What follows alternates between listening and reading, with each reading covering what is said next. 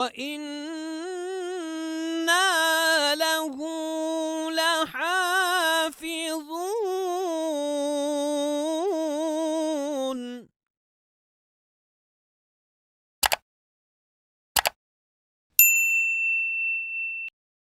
بسم اللہ الرحمن الرحیم، اللہم صلی علی محمد وعلی آل محمد وبارک وسلم وصلی علیہ۔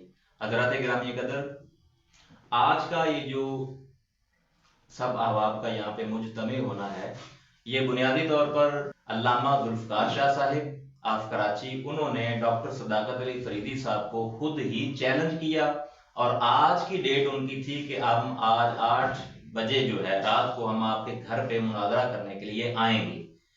تو کافی دیر کے بعد جو ہے نا یہاں پہ انتظار کرنے کے جو ہے نا لوگ سارے جمع بھی ہوئے۔ ڈاکٹر صاحب پوری ایک تیاری کے ساتھ یا ملاحظہ کر رہے ہیں، کتب پڑھی ہیں، آپ آئے ہوئے ہیں۔ تو اب چونکہ 10 کا ٹائم ہو گیا، 10 سے بھی اوپر جو ہے نا وقت جا رہا ہے، تو علامہ ذوالفقار شاہ صاحب یہاں پہ انہوں نے اپنی پریزنس کو یقینی نہیں بنایا۔ ان سارے باتوں کی جو ہے نا وہ احوال، بیک گراؤنڈ اور جو بھی تناظر میں جو بات ہے وہ ہم جانتے ہیں علامہ پروفیسر ڈاکٹر صداقت علی فریدی صاحب سے۔ سر السلام علیکم۔ جی وعلیکم السلام ورحمۃ اللہ۔ سر کیا فرمائیں گے؟ خود ہی چیلنج، خود ہی راہ فرار، خود ہی۔ بسم اللہ الرحمن الرحیم، الحمدللہ رب العالمین، والصلاة والسلام علی سید الانبیاء والمرسلین، والصلاة والسلام علی آباء سید الانبیاء والمرسلین، والصلاة والسلام علی امہات سید الانبیاء والمرسلین، والصلاة والسلام علی اعمام سید الانبیاء والمرسلین، لا سیمن افضل البشر بعد الانبیاء بالقول الغالب، خیر الناصرین سیدنا ابو طالب علیہ الصلاۃ والسلام، وعلى آلہ واصحابہ واہل بیتہ وعترتہ وعشیرتہ اجمعین، اما بعد، اعوذ باللہ من الشیطان الرجیم، بسم اللہ الرحمن الرحیم، وقل جاء الحق وزهق الباطل ان الباطل کان زہوقا، صدق اللہ العظیم۔ میں سب سے پہلے تو تمام احباب کا شکریہ ادا کروں گا کہ آپ محبت کے ساتھ تشریف لائے، بالخصوص ہمارے اسلاف کی عظمت مان نشانی پیر خواجہ مفتی الرکھا صاحب چشتی دامت برکاتہم العالیہ، آپ چشتیاں، وہ بھی تشریف لائے، اور میری بھائی جانب محترم المقام علامہ مفتی جواد حیدری صاحب بھی تشریف لائے، اور میرے معاون خصوصی علامہ ڈاکٹر محمد اقبال چشتی صاحب بھی تشریف لائے، سادات کرام بھی تشریف لائے۔ میں فردن فردن ہر ایک محبت کو سلامی عقیدت پیش کرتا ہوں۔ یہ ازل سے حق اور باطل کی جنگ رہی ہے، اور اللہ نے ہمیشہ حق کو غالب کیا ہے۔ عرصہ دراز سے یہ مسائل جو تھے یہ چلے آ رہے تھے، ہم نے ان پر کبھی نہ ناقدانہ غور کیا تھا اور نہ ہی دوسرا۔ سرگرست ہوا یہ کہ کچھ لوگ اس دور کے اندر اہل بیت علیہ السلام سے کوئی ذاتی قدغن رکھتے ہوئے اس انداز کی وضاحتیں کرنے لگ گئے اور قرآن کی تعریف کرنے لگ گئے مانوی، تو پھر اس حوالے سے ہمیں اپنا کردار جو اللہ کی توفیق سے ہوا تھا وہ ملا۔ اب مجوزہ جو اس وقت موجودہ مناظرے کی صورتحال ہے، میں چھوٹی سی اس کی رویداد عرض کرتا ہوں۔ مورخہ 2 تاریخ اسی مہینے کی جو نومبر ہے، رات 1 بجے کے قریب ذوالفقار شاہ صاحب اپنے ساتھیوں کے ہمراہ کیمرے شیمرے اور بڑی دھوم دھام سے اور بڑی جارحیت سے تشریف لائے، تو نہ مجھے اطلاع دی، نہ ٹیلی فون کیا، نہ کوئی خط، نہ کوئی ایک چیز۔ طریقہ کار ہوتا ہے کسی کے ساتھ ملاقات یا بات چیت کا، لیکن چونکہ وہ مہمان آئے تھے اور ہماری روایات ہیں خاندانی کہ جو دروازے پر آ جائے ہم اسے احترام دیتے ہیں، خواہ وہ دشمن ہی کیوں نہ ہو۔ انہوں نے آتے ہی وہ کاپی سی نکالی، جی ہم آپ سے بات کرنا چاہتے ہیں، مناظرہ کرنا چاہتے ہیں، یہ کاپی لکھو، عنوان لکھو، فلاں لکھو۔ میں نے کوشش کی کہ یہ باتیں نہ ہوں، آپ مہمان ہیں اور میں آپ کی تقریب میں جو کچھ سرو کر سکتا ہوں، لیکن وہ مہمان کے بجائے اپنے انداز میں آئے، میں اسے کیا بیان کروں۔ بہرحال ہمارا موضوع مناظرہ اس وقت جو طے ہوا وہ یہ تھا کہ ثقلین یعنی اہل بیت علیہ السلام اور شیخین حضرت ابوبکر صدیق رضی اللہ عنہ، حضرت عمر فاروق رضی اللہ عنہ، ان کے مابین جو مفاضلہ ہے، موازنہ ہے، اور جو ترازو ہے، تقابل ہے، جو آج کیا جا رہا ہے، ایک مذہبی تشخص میں کیا جا رہا ہے، تو انہوں نے کہا کہ ہم اس پر بات کریں گے. اس کو ہماری علمی زبان میں مفاضلہ کہتے ہیں، کسی کو کسی پر فضیلت دینا. تو پھر انہوں نے اور بھی کچھ باتیں کی. گھنٹہ ڈیڑھ 2 گھنٹے ہماری یہی مدد والی ہوتی رہی. اصل میں ہمارے یہاں کے جو علماء ہیں وہ علم اور دلیل اور تحقیق سے آ رہی ہیں. دیانتداری اور علمی تباہر جو ہے وہ بہت دور ہے ان سے. ان کی ہر ممکن کوشش ہوتی ہے کہ لفظوں کے ساتھ کسی کو الجھایا جائے اور اس پر چڑھائی کر دی جائے. تو شاہ صاحب نے بھی وہ کرتب دکھایا کہ جی پھر حکم بیان کریں گے آپ. میں نے کہا بڑی عجیب سی بات ہے، پہلے ہم مفاضلے پر تو بات کر لیں کہ یہ بھی ثابت ہے کہ نہیں.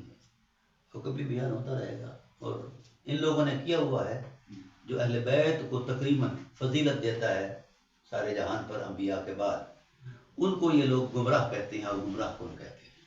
صحیح.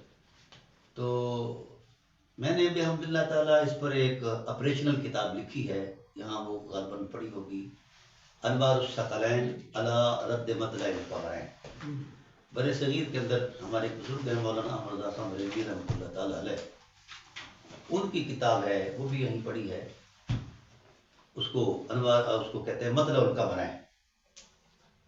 جس وقت میں نے اس کا جائزہ لیا اور اس کو مصدر علم بنا کے مفتی منیب صاحب نے فتویٰ دیا کہ جو اہل بیت کو زیادہ احترام دیتا ہے وہ دال ہے، مدل ہے، گمراہ کن ہے، اس کی طریقت مردود ہے، فلاں فلاں. تو اس کے رد عمل پہ میں نے، انہوں نے اس کا جو مبلغ علم بیان کیا وہ مطلع القمرین تھا، یعنی مصدر علم. صحیح. تو اللہ تعالیٰ کی توفیق شامل حال ہوگی، ایک ہیجان سا اٹھا اہل سنت کے اندر. تو میرے ساتھ احباب نے، اہل علم نے، اہل عرفان نے رابطہ کیا کہ اس کا کوئی دینی حل ہونا چاہیے. تو اللہ تعالیٰ کی توفیق شامل حال ہوئی تو میں نے یہ کتاب اس کے رد میں لکھی، انوار الثقلین علی رد مطلع القمرین. پھر اس پر ان لوگوں کا شور شرابہ شروع ہو گیا. اب رد عمل پر وہ کچھ تو کر نہیں سکتے کیونکہ علمی بنیادوں پر اس حقیقت کی کوئی بنیادی کوئی نہیں ہے. یعنی پورے ذخیرہ علم میں الحمد کی الف سے لے کر والناس کی سین تک کائنات کا کوئی شخص پورے روبے زمین سے کسی بھی مذہب کا وہ ایک حرف نہیں دکھا سکتا ایسا کہ خدائے ذوالجلال نے اپنا مقصود تکلم بنا کے اس چیز کو بیان کیا ہو، ترازو کیا ہو 2 حقیقتوں کو سامنے رکھ کر. یہ ثقلین یعنی اہل بیت ہیں اور یہ شیخین ہیں اور یہ مفضول ہیں اور یہ صحیح. تو اس وقت میں نے قرآن پاک کا باضابطہ مطالعہ کیا اللہ تعالیٰ کی فضل و احسان سے، تو مجھے یوں لگا کہ اگر کائنات کا کوئی بدترین جھوٹ ہے تو یہ مفاضلہ ہے، جس پر میں نے رد عمل کے طور پر یہ کتاب لکھی. میرا ایک مطلب علمی حق تھا. پھر اس کے بعد رسالت پناہ عالم صلی اللہ علیہ وسلم پر یہ قرآن نازل ہوا. آپ صلی اللہ علیہ وآلہ وسلم کو حکم دیا گیا لِتُبَيِّنَ لِلنَّاسِ مَا نُزِّلَ. آپ صلی اللہ علیہ وسلم کو حکم دیا گیا جو کچھ بھی آپ پر نازل ہوا ہے اس کا حرف حرف بیان کرو کھول کر. آقا علیہ السلام نے اپنی نبوی حرمت کے ساتھ، نبوی دیانتداری اور فریضے کی عظمت میں حرف حرف کھول کر صحابہ کرام کو بیان کیا. 23 سال کے عرصہ حیات میں قرآن کریم کی کسی آیت کے کنٹیسٹ میں رسول اللہ صلی اللہ علیہ وسلم نے اپنی اہل بیت کو یعنی ثقلین اہل بیت کو اور شیخین کو ترازو نہیں کیا. تو پھر وہ میرا دعویٰ اس کی توثیق ہوگی کہ رسول اللہ صلی اللہ علیہ وسلم کی ذات پر بھی یہ بہت بڑا بہتان اور جھوٹ ہے، کیونکہ یہ لوگ جب بھی اپنی اس جھوٹ کی فکر کو آگے لاتے ہیں تو ان کا تو اپنا مقام ہی کوئی نہیں، نہ کوئی حیثیت ہے. تو یہ براہ راست پھر حملہ کر اپنے چھپتے ہیں. یہ اللہ کا یوں ارشاد ہے، رسول اللہ کا یوں ارشاد ہے. تو جو چیز خدائے ذوالجلال نے سوچی تک بھی نہیں ہے اس کو اس کی طرف منسوخ کرنا یہ قرآن کریم کے ساتھ مذاق ہے. پھر اس کے بعد تیسرا عنوان آتا ہے اصحاب رسول علیہ رضوان کا، جو پہلی کلاس ہے حضور صلی اللہ علیہ وسلم کی۔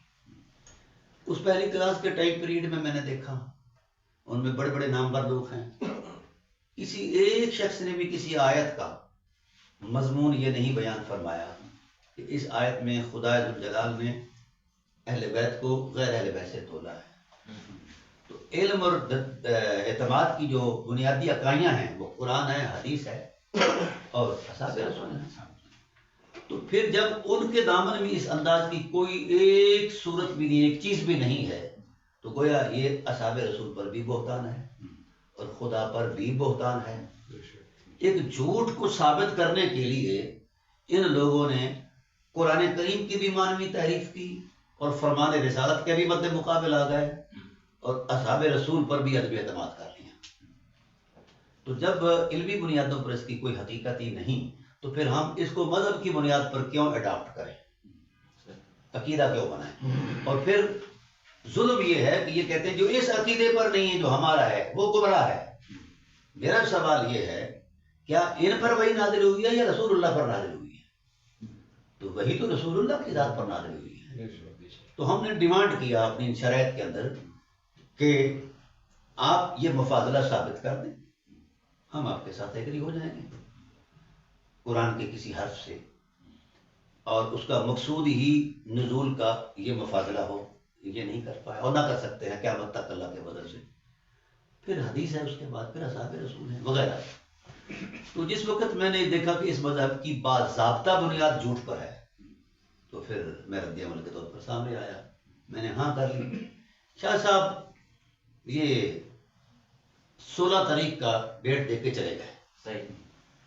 پھر انہوں نے مجھے فون کیا کہ ڈیٹ جو ہے نا اس کو آگے بڑھایا جائے۔ میں نے کہا اپنی مرضی سے بڑھا لو۔ انہوں نے کہا جی 23 کو جو آج کی ڈیٹ ہے۔ پھر ان کے لوگ جو ساتھ آئے تھے وہ کچھ وہ شرپسند تھے کسی مدرسے کے، اور آئے بھی وہ جاسوسی کرنے۔ یہ بڑی عجیب بات ہے، اور میری جاسوسی کرتے ہیں، لیکن ان کو اندازہ نہیں کہ اگر میں نے کوئی اقدام اٹھایا تو کوئی مولوی اپنی ٹانگوں پر کھڑے ہو کر مسلح پر نہیں کھڑا ہوگا۔ ہاں، علم دلیل کی بنیاد پر اگر کسی نے بات کرنی ہے تو ہم ہر وقت حاضر ہیں۔ یہ ہمارا اخلاقی فرض بھی ہے اور دینی اور منصبی فرض بھی ہے۔ چونکہ جس وقت ان مولویوں کے پاس دلیل نہیں ہوتی تو یہ بدتمیزی پر اتر آتے ہیں، الجھاؤ شروع کر دیتے ہیں۔ تو ہم نے کہا کہ ٹھیک ہے۔ اچھا، پھر جب انہوں نے ہوا ویلا کر دیا تو میرے ساتھ رابطہ کیا اداروں نے کہ یہ کیا معاملہ ہے۔ تو میں نے کہا بھی ابھی تک تو سردست ایسا نہیں ہے، ہم یہ چاہتے تھے کہ یہ سیکرٹ رہے، چلو بات ہی کرنی ہے تو ہم نے اس کو سیکرٹ رکھا۔ ان کے لوگوں نے پھیلایا تو پھر میں نے ڈیمانڈ کیا کہ آپ ایسا کریں، اب یہ پھیلاؤ آپ کے لوگوں نے کیا ہے، واویلا کیا ہے، لہذا آپ گورنمنٹ کے اداروں سے باقاعدہ اجازت لیں۔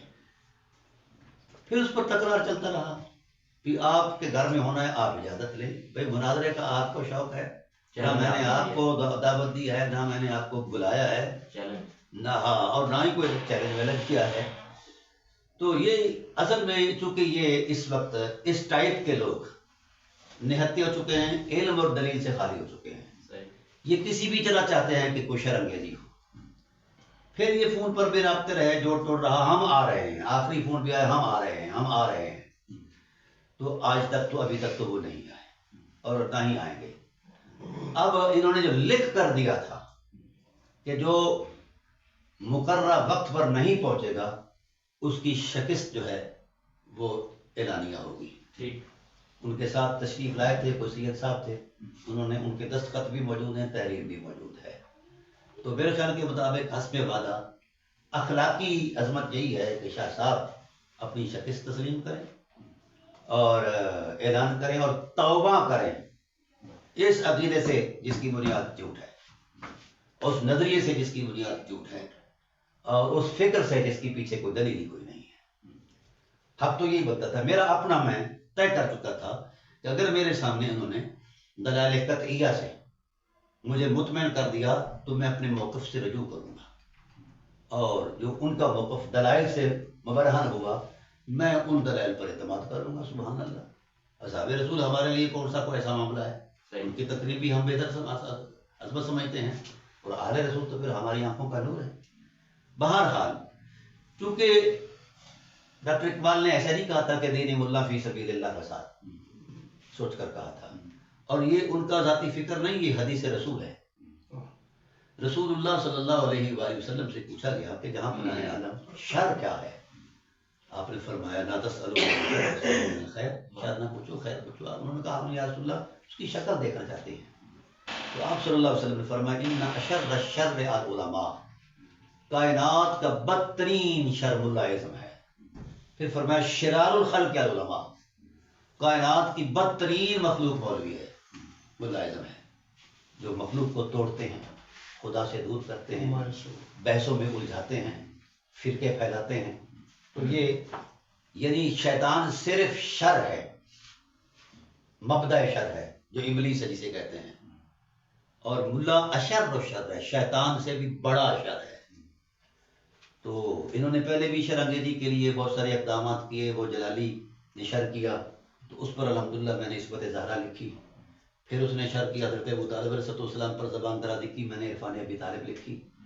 پھر جو وہ شر پھیلاتے آئے تو الحمدللہ پھر میں چونکہ پاکستانی ہوں، مسلمان ہوں، میرا خبیر ہے، آپ ذمہ دار لوگ ہیں، آپ چیز سمجھنے والے ہیں، تو ہم نے مطلب اداروں سے بھی یہی ریکویسٹ کی کہ آپ ہمیں پڑھیں، انالائز کریں. جو حرف ہمارا اسلام کے مزاج رسالت مشیت الہی کے خلاف ہے، اس پر ہماری گرفت کریں اور پکڑیں، ہمیں ہمارا مواخذہ کریں قانونی اخلاقی. تو الحمدللہ ہم پاکستانی ہیں اور مسلمان ہیں. پاکستان کی بقا اور اس کا امن ہماری اخلاقی دینی ذمہ داری ہے. تو میں آخر میں یہی کہوں گا کہ اب چونکہ وہ حسب وعدہ نہیں آئے، وعدہ خلافی جو ہے یہ ایک قابل مواخذہ عمل ہے. تو میں الحمدللہ کل سے ان ڈیٹیل اپنا موقف جو ہے میڈیا پر جو ہے وہ پیش کروں گا. ٹھیک. پھر بھی میں ان کو رعایت دیتا ہوں کہ میرے موقف کے مد مقابل علم اور دلیل کی بنیاد پر معاوضہ دیں، اور ضروری نہیں کہ پھر جب گھٹا ہو اور تماشا لگے. اب ایسا کریں کہ اپنے جو ان کے یہاں منصفین ہیں، ایک چیز یہ بھی عجیب ہوئی، وہ جیسے کہتے ہیں کہ خود گانے والے خود بجانے والے، یہ اپنی ان کے مناظر اور اپنی منصف اپنی جج یہ سارے انہوں نے بنا لیے. اپنا ہی جج. ہاں اپنا ہی جج. حالانکہ وہ جب آپ فریق بن کر آئے ہیں تو بھائی سینٹرل پوائنٹ ہونا چاہیے نا جی. تو اس طرف تو آپ آئے نہیں ہیں. پھر میرے ساتھ کو 10-15 منٹ رات کل جو ہے فون پر لگے رہے. میں نے کہا کہ یہ کوئی بھی کائنات کا عقل مند شخص جو ہے اپنے فریق کو منصف نہیں بناتا. منصف ہمیشہ تھرڈ پرسن ہوتا ہے. ٹھیک ہے نا جی. تو ان لوگوں کو نہ مناظرے کا پتہ، نہ آداب مناظرے کا پتہ، اور نہ ہی علم اور دلیل سے یہ آشنا ہے. یہ صرف چاہتے تھے کہ شر ہو. لیکن الحمدللہ ہم نے بڑے اطمینان کے ساتھ اور ان کی عزت افزائی کی ہے. کوئی ایسا ہم نے کوئی رویہ اختیار نہیں کیا. میں نے اپنے گھر میں اپنے اپنے بھائیوں کو میں نے بتایا کہ یہ معاملہ ہوا ہے، یہ معاملہ ہوا ہے. میں نے اپنے بھائیوں کو بھی نہیں بتایا کہ چلو کوئی نہیں، آئیں گے بات ہی کرنی ہے نا جی. تاہم وہ نہیں آئے. اب ذہن شاہ صاحب کا فرض بنتا ہے کہ وہ اخلاقی ذمہ داری ادا کرتے ہوئے شاہ صاحب کی شکست کا اعلان کریں. اور پھر میں یہ کوئی ایسی بات نہیں کہ میں اس میں اپنے آپ کی کو بڑا محسوس کر رہا ہوں کہ میں نے اس کو شکست دی. ایسا نہیں ہے. احقاق حق کے لیے ہم الحمدللہ تعالی آخری سانس تک دیکھیں گے. ٹھیک ہے. اور ان مولویوں سے جیتنا تو ویسے ہی ایک شرمندگی ہے. یہ بھی کوئی بات ہے کہ ہم ان کے مد مقابل بت ہم سے کہیں کافر اللہ کی مرضی ہے، یہ کوئی تو طریق نہیں ہے. لہذا میں آپ تمام احباب کا، پھر میں نے ان سے یہ بھی کہا، آپ کو تو اب میں نے بلایا ہے نا کہ آپ تشریف لائیے، ہم بیٹھ کے بات کرنا چاہتے ہیں. اس سے پہلے تو نہیں نا. تو میں نے ان سے کہا کہ ہم دونوں مل بیٹھتے ہیں. ٹھیک ہے. آپ بھی ریکارڈ کر لیں، میں بھی ریکارڈ کر لوں گا، عوام جو ہے فیصلہ کر لیں گے. تو اصل میں اس کا ارادہ کچھ اور تھا تو اللہ تعالیٰ کی ذات نے اس کی شر سے ہمیں محفوظ رکھا. اب میں شاہ صاحب سے کہوں گا کہ اخلاقی طور پر آپ خود ہی بیان کر دیں. چون چرا کی کوئی ضرورت نہیں. ہم نے آپ کا رات کے اس پہر تک انتظار کیا, 10:30 ہو گئے, اور تشریف نہیں لائے, اور لاہور میں آ کر بھی تشریف نہیں لائے. ٹھیک ہے, مجھے بار بار فون بھی کیا, کیونکہ آپ الحمدللہ میری گرفت سے آگے ایک قدم بھی نہیں رکھ سکتے تھے. جو میں نے شرائط نامہ تیار کیا تھا, اس کو میں پرنٹ آؤٹ کروں گا, اور جو میرا مطالعہ ہے اس ٹائٹل پر, اس کو بھی میں ترتیب دے کے اس کو کسی کتاب کا حصہ بناؤں گا, تاکہ ایک اور اضافہ جو ہے اس ٹائٹل پر جو ہے نا, مزید جو چیزیں رہ گئی تھیں وہ بھی آ جائیں, اور اس فتنے کا سدباب ہو جائے. میں اب بھی چاہتا ہوں, میری جو پہلی تصنیف ہے وہ ہے نو سیکٹیرینزم ان اسلام. اسلام میں کوئی فرقہ نہیں ہے, جس مذہب میں فرقے ہیں وہ اسلام ہی نہیں ہے. ٹھیک ہے نا. اس پر بھی یہ جو مافیاز ہیں, مذہبی مافیاز, یا جسے آپ کیا کہتے ہیں, وہ مذہبی اجارہ داری, ٹریڈ کمپنیاں, ہاں, یہ چونکہ اب ان کی ٹریڈ کمپنی خسارے میں جا رہی ہے, یہ واقعہ کر رہے ہیں. تو ہماری تو کوئی ٹریڈنگ نہیں, میں کاشتکار ہوں, میرا کوئی ذریعہ آمدنی سوائے اس کے اللہ اس کا رسول ہے. نہ میرے پاس مسجد ہے, نہ مدرسہ ہے, نہ کوئی ادارہ ہے, نہ لین دین ہے. میرے اپنے معاملات ہیں, اللہ تعالیٰ کی توفیق سے چل رہے ہیں. کتابیں بھی اللہ تعالیٰ کی توفیق سے چل رہی ہیں, اور میں بھی بیٹھا ہوں, اپنے گھر میں بیٹھا ہوں. تو اس لیے میں چاہوں گا کہ قیام امن کے لیے تمام علماء اپنا کردار دیں. اور یہ جو شور شرابہ ہے نا, یہ کوئی اچھا نہیں ہے, یہ مناسب نہیں ہے. ٹھیک ہے, علم اور دلیل کی بنیاد پر صدیوں سے لوگ مطلب بحث کر رہے ہیں, لیکن ان کی بحث کا ایک نتیجہ ہوتا تھا.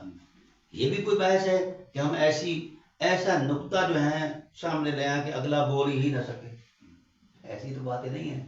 پہ حکم کیا لگانا ہے, میں نے یہی سوچا تھا کہ دیکھو جن لوگوں نے اس طرف ذہن بنایا ہے, ہمارے ہاں یہ ہوتا تھا علم کی دنیا میں, جب کسی سے کوئی علمی تسامح ہوتا, لغزش ہوتی, فروگزاشت ہوتی, تو مد مقابل یہ کہتا کہ اس سے فروگزاشت ہوئی ہے, یا لغزش ہوئی ہے, یا اس نے غور نہیں کیا.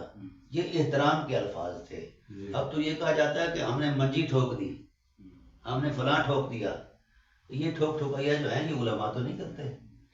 ٹھیک ہے, اس لیے میں آپ سے بار دیگر شکریہ ادا کرتا ہوں قبلہ مفتی صاحب, پیر صاحب, خواجہ صاحب کا, اور قبلہ جواد حیدری صاحب کا, ڈاکٹر صاحب کا. آپ جو ہیں, جو آپ سادات ہیں, اور آپ جو ذمہ داران تشریف لائے, آپ کا شکریہ ادا کرتا ہوں. اور میں درخواست کرتا ہوں قبلہ مفتی صاحب کی بارگاہ میں کہ وہ دعائے خیر فرمائیں.